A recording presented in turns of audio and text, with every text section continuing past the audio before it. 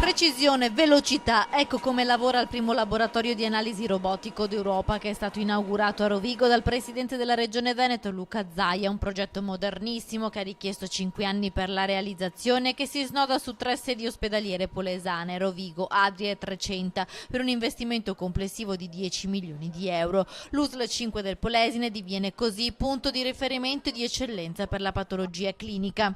Ma al di là dell'aspetto finanziario, appunto, è la qualità che questa rete della medicina di laboratorio polesana può offrire al cittadino. Certamente il modo di prelevare il sangue, il modo in cui il cittadino vedrà il referto rimane lo stesso, ma dentro quel referto c'è una precisione, una garanzia di sicurezza nettamente maggiore rispetto a prima. Il modernissimo progetto ha come capofila il laboratorio dell'ospedale Hub di Rovigo Santa Maria della Misericordia. La piattaforma unica permette inoltre la razionalizzazione dei costi rispetto alla precedente frammentazione delle tecnologie e dei processi, con un risparmio di 300.000 euro l'anno.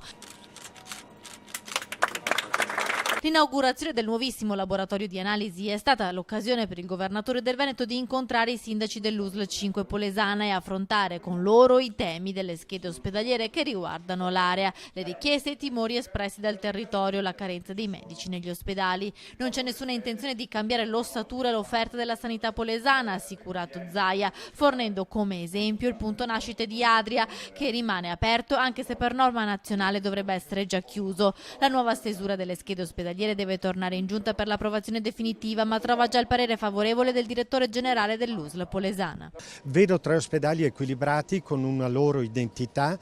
Una batteria di posti letto che non viene toccata, viene rimodulata, complessivamente sono gli stessi, non è stato tolto un posto letto che sia uno, viene rimodulata la distribuzione potenziando l'area della medicina.